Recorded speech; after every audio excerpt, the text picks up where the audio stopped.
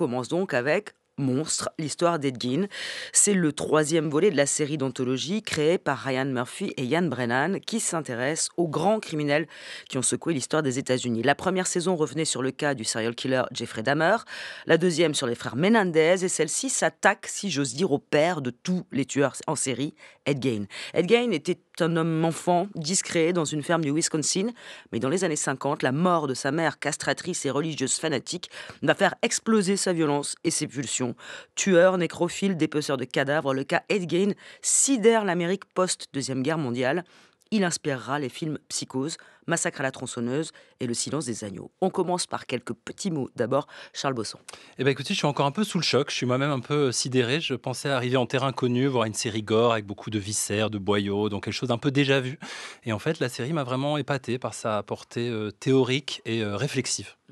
Olivier Gère. Ah, moi, c'est une série qui m'a passionné de bout en bout, quoi. Il faut avoir vraiment le cœur bien accroché, hein. Mais ça ne fait pas que montrer des actes affreux et des pensées horribles. Ça essaie d'en trouver l'origine et d'en analyser les retombées, quoi. Comment elles restent dans l'air américain depuis 5 décennies, 6 ou 7 même décennies. On va écouter tout de suite la bande originale, la bande annonce, pardon, de Monstre, l'histoire d'Ed Gein.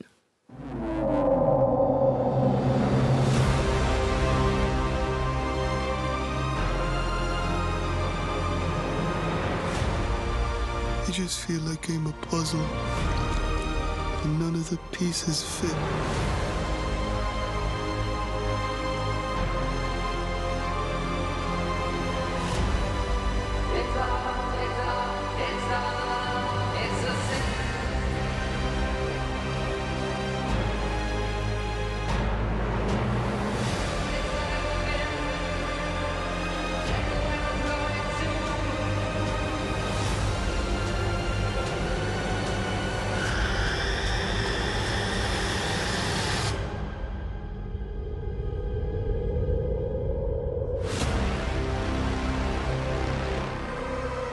Putain, qu'est-ce que vous avez fait?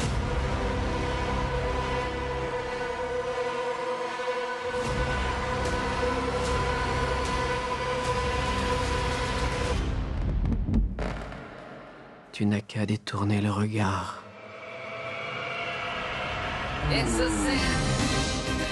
Monstre, l'histoire d'Ed Gein par Ian Brennan. Alors Charles Bosson vous a dit quelque chose d'intéressant, c'est qu'effectivement on s'attend, on sait ce que c'est ces histoires-là normalement, on est fasciné par le serial killer, mais là on passe sur vraiment un autre terrain. Oui, et la bande-annonce était presque un peu mensongère, ce qui Ouais. est en fait très intéressant, comme l'était le film d'Hitchcock, Psychose, hein, il y a vraiment une surprise.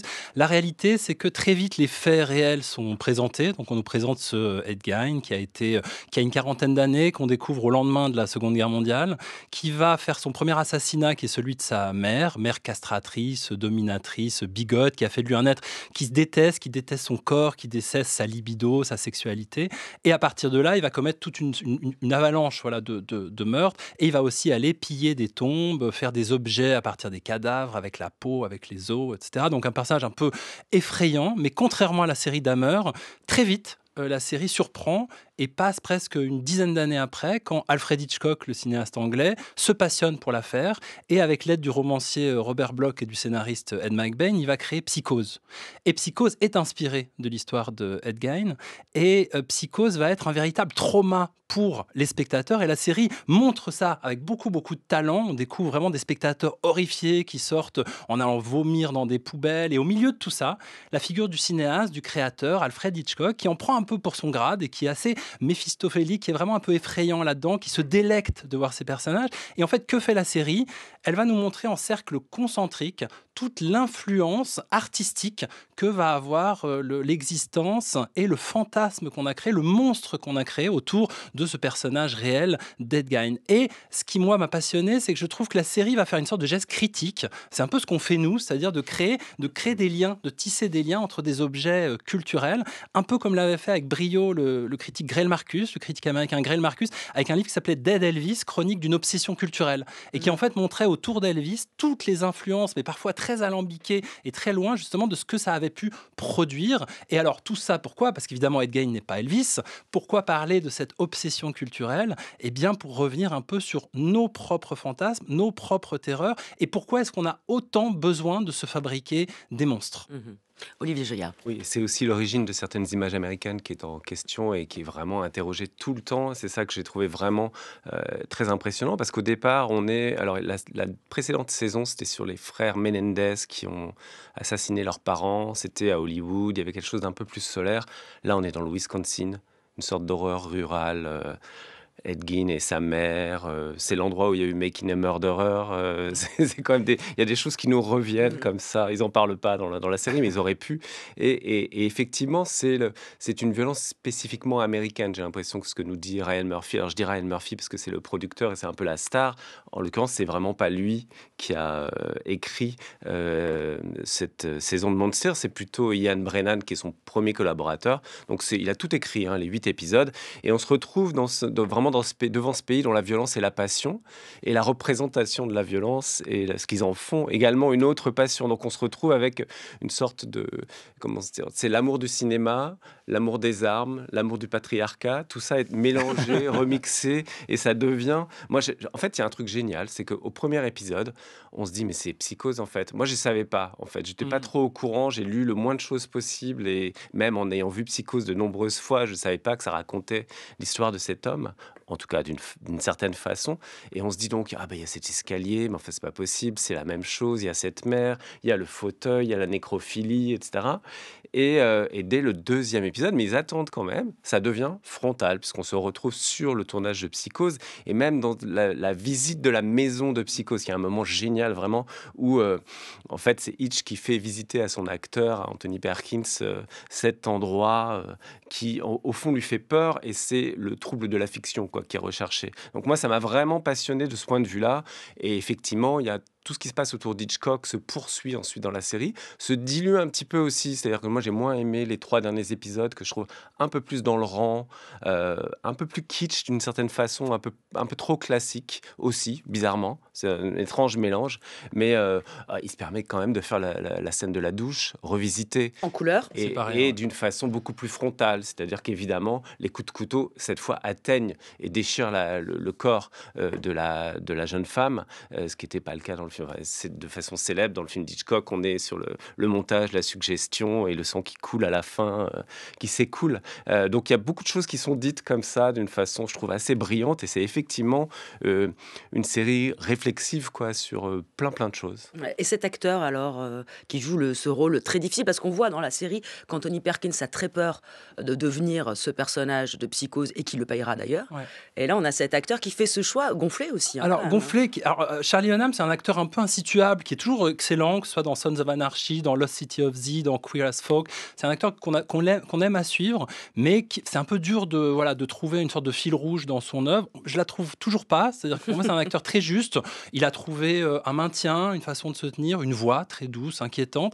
Mais pour moi, ce qui fait la richesse de la série, c'est moins lui que toute la galerie des personnages secondaires, à commencer par sa mère, qui est jouée par Laurie Metcalf. Et ça, c'est une idée géniale, parce qu'elle avait déjà ce rôle de mère bigote à la fois dans Scream 2 et dans Big Bang Theory. Je rappelle qu'elle jouait la mère de Sheldon Cooper, où déjà, elle avait exactement ce côté un peu tordu. C'est la version trash, quand même. La version trash, bien sûr. Elliot Gould, qui fait le photographe Ouija, qui photographie les cadavres et la vie nocturne. Tom Hollander, qui jouait Truman Capote dans la 2e saison de Feud, et qui vient ici jouer Alfred Hitchcock.